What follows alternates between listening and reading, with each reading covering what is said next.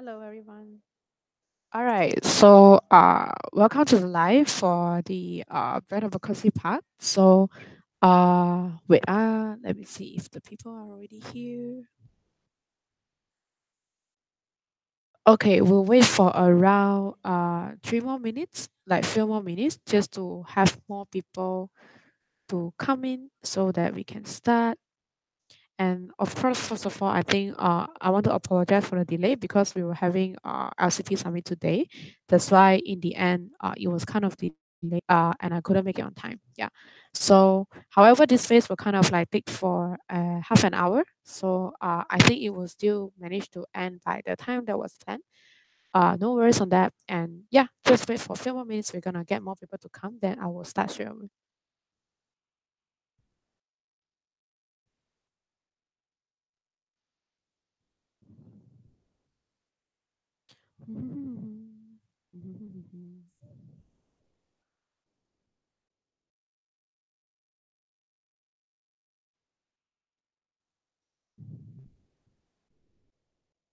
All right, so I think we are gonna start straight away.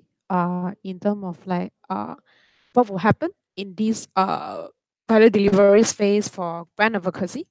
So I think for some of you that might already know, some of you that might not know. So what is brand advocacy? Basically, is like the phase where uh, your customer or like our EPs actually become the promoters of our program, or they have a good experience that they become the promoter or become the one that actually encourage more people around them to go for the program itself. So a lot of the time when we talk about brand advocacy or value delivery, right? uh we might be going to a topic like, hey, do we do brand advocacy just because we want them to become a happy customer or a promoter of ours, or how is the thing going? But I think to look at another perspective is also that can we have more young people who become the ambassador of exchange or become the ambassador of change itself? So for example, they are going for Cambodia for certain education issue, if they are a brand advocate, if they are the one who share the stories and the impact that they are creating, they are not just about like sharing global volunteer program or ISAC, but also at the same time, it's a lot about the issues in Cambodia itself, how is the education situation in Cambodia and things, and their brand advocacy materials will be the direct awareness and the direct showcasing real people, real stories, real impact to really let people around them to know what happened in the country itself. Yeah. So for me, brand advocacy is one of the most important stage in the entire customer flow, even though it might not be the one that directly generate your results, but it's actually a very, very important stage to make sure that they are starting to build the volunteer awareness in their community, and they are starting to have more people to know about issues and have higher awareness. So I guess a lot of the time people will be like, hey, I don't think I can promote global volunteer in my university because people don't have the awareness of going for volunteer. And I think that's exactly why brand advocacy strategy is very, very important, because it's the time when we build the community awareness as a whole itself. Yeah. So why is brand advocacy important? Value delivery is the best time for EP to showcase their stories and their exchange journey. If we can all get all these beautiful experiences to be captured and kept, we're able to turn them into our summer pre-attraction and promotions already. Yes, isn't it amazing? Yeah. So how do we do brand advocacy instead? Is that while we are having lead space with EP, lead space, which is like when you are having value delivery, you are also doing lead space with your EP, and then at the same time, you are doing a lot of other standards and things. So I think the best way to do it and the easiest way is to do it by actually uh, integrating into the EPM role, so that when you are doing the system standards and facilitating their experience, you just do one extra effort to make sure all their beautiful journeys, their testimonial, their blog, their photos, their videos are also captured and also are retained, right? So I think to look at the entire brand advocacy pools that we are having in this winter is that we have three kinds of EP generally. So first, we have ISP, we have the Impact 42 winners, and we have the general EPs, right?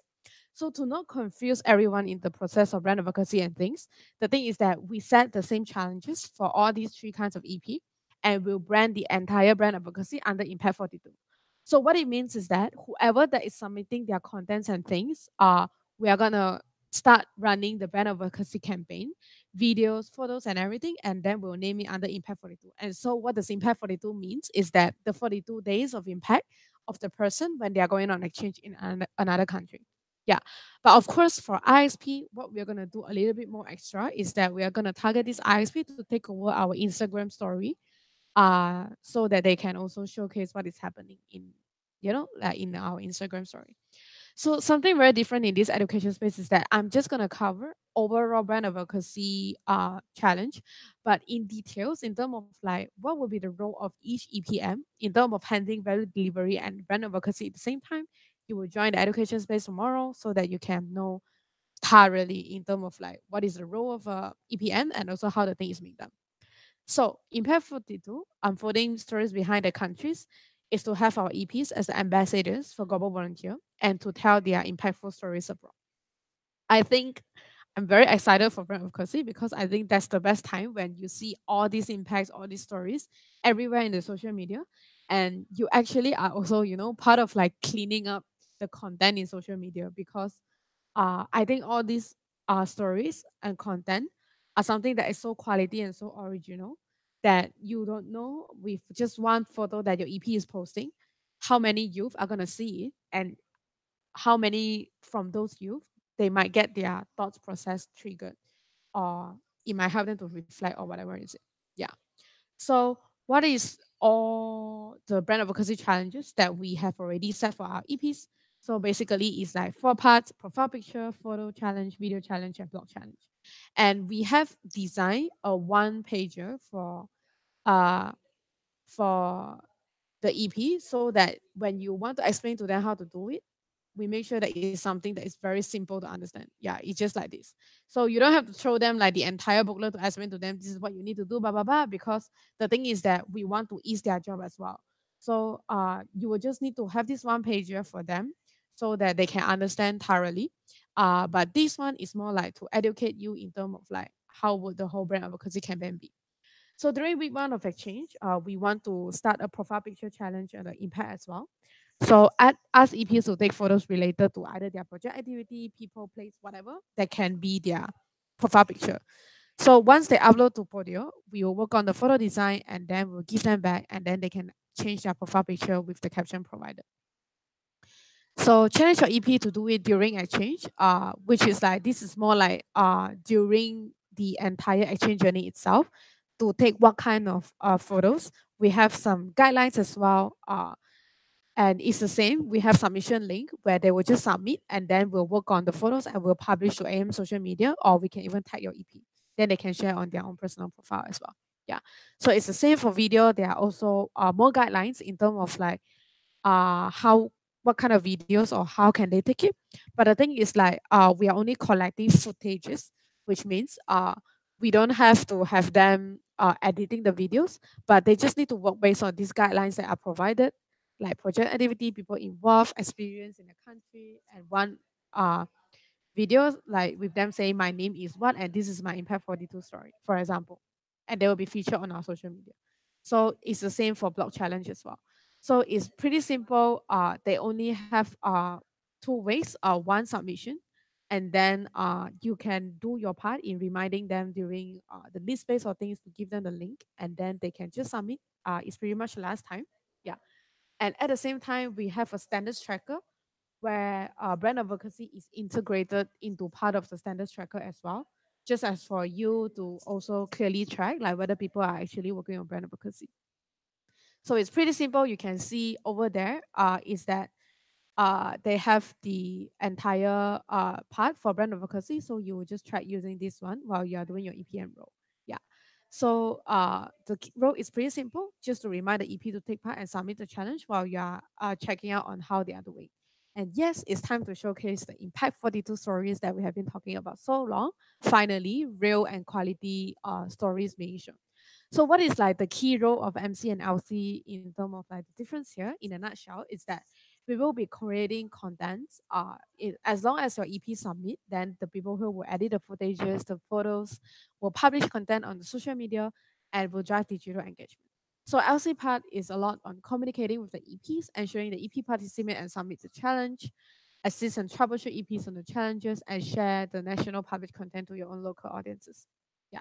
So that is all for the overall picture of brand advocacy and the only brand advocacy campaign that we are going to run as well.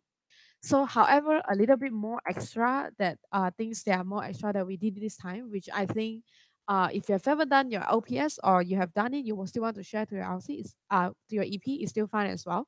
Which is how do you actually take a good photo and a good video? So we have some guidelines and also some hacks for the EP to learn how to take quality photos and videos because I think that was one of our key challenge previously that the quality is too bad that a lot of photos actually cannot be used. Yeah. I'm not gonna go through everything here because it's quite a long booklet that was created by NSD, but I think it will be very beneficial for your EP. And because I was using Google Slides and the font kind of like changed a little bit, but I will just go through very quickly. So the guideline includes profile picture challenge, photo challenge, video challenge. How do you make sure it's quality? Yeah. So you see everything, lighting, basic things. When you are facing the light source, is very basic profile like very basic photo challenge. What kind of profile picture is a good profile picture? How do you take projects of your example of photos that are quality for your projects? And also who are the stakeholders that you work with? And then taking photos of your teammates that are quality, your experience, example of good photos. How do you take picture of the country that are quality as well? And then always when you're taking video, make sure it's in landscape but not portrait because we are not shooting for Instagram or Snapchat story. And then I think Camelia, the NSC who work on this, she is also very nice in the sense that she put down the exact video example. Do not zoom in and zoom out when recording video, avoid moving around. And she will even put like what is the best position when you are taking a video. Yeah. So and also how do you make sure there's no noise and things like that. Yeah. uh she really put a lot of attention on helping to improve the whole thing and such.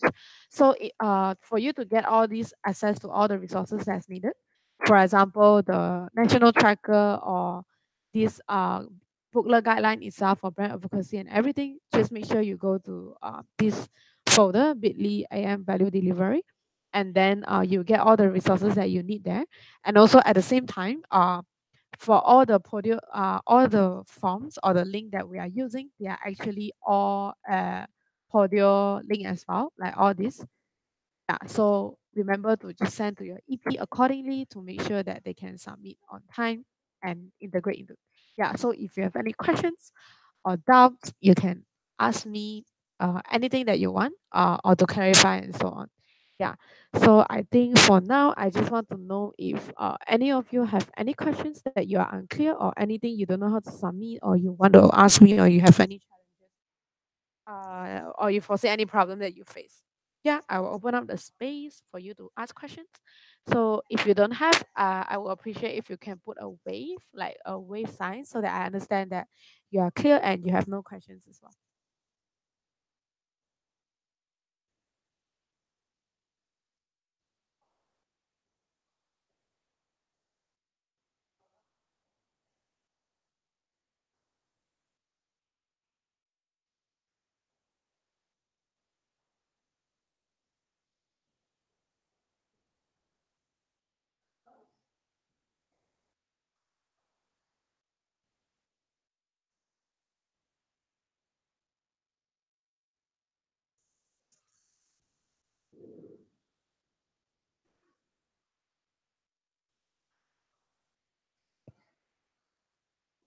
All right, most of the people are clear. Yeah, so I think the space is pretty short because the things are pretty straightforward. So I think the key last reminder is just that I think it's the same thing that I told in the space yesterday. A lot of the time when EPs are on exchange, it's a very vulnerable period where they have a lot of reflections, they have a lot of thoughts, they have a lot of realizations and things. So the thing is that the moments when they are putting down all these thoughts into video, photos, or blogs, really try to encourage them to take it as a space or the process to reflect and to actually grow from the experience itself instead. Because I think a lot of the time from last experience when we are doing brand advocacy campaign, we do have a lot of forms where when we ask questions like, hey, what do you think you learned? People just put down like one word or two words. So if you know and remember the inner and outer journey, the fact is that if EP do not reflect and they do not take the chance or you don't facilitate their experience, they don't take the chance to really think through the incident and to really reflect and to really go through the process, they wouldn't tend to experience leadership development because the thing is that they wouldn't know what they have experienced and they wouldn't reflect on it. Yeah. So I think one story I shared when I was in value delivery space yesterday is that I recently had a lunch with my classmate and yeah, so when I was sitting with them, they went on internship to China for around 2 months. And then what happened is that they were telling me all sort of like the negative experience that they have and also in terms of like what they feel unhappy about. They don't know how to cope with the situation. They also self-blame a lot that they think they are not capable and things. But I think when I was talking to them and I was asking them more questions, like, what if it's not your fault? What if it's like just a difference in culture? What if you just take it as learning to learn how China works as a country and all this kind of thing? So after the conversation itself, the way they see everything becomes so different, including the photos, the people, everything that they have already, taken while they are on their internship journey. So the thing is that a lot of the time, there is a huge difference when you facilitate the experience and you don't facilitate the experience. And there's also a huge difference if you know the end objective of doing this compared to you doing like a very robotic manner. So if you do it in a robotic manner means you just send a link to your EP and you ask them, hey, can you fill in this? End of story. When they check to their form, the questions is just like, hey, tell me one most beautiful experience about your exchange. And if the EP themselves do not have this level of development yet, they wouldn't be able to think through anything because no one is there to facilitate the conversation and to prompt them to think and to tell them what is the objective of doing that and what is actually happening. So a good EPN quality is will differ from here because whether you really care about their experience or you just want to finish the task, right? So make sure you really do the lead spaces and take the brand advocacy process as a process to help your EP to lead flat as well. You can just do it in like a sekali goose thing, one time thing, so that you don't have to separate it and you don't have to do it twice. Yeah. So I think that's all for this space. Thank you for coming. I really want to thank you a lot, even though it's late and you are still here. And also another thing is that I also wish whoever is relevant, remember to join the space tomorrow because tomorrow education space is gonna be a lot more intensive. It's about the complete guide and the complete role of being a EP manager. Yeah. So I think so far, if you have no questions, that's all. If you have any more, you can just text me. And also, yeah, I think that's all. Lor. Good night.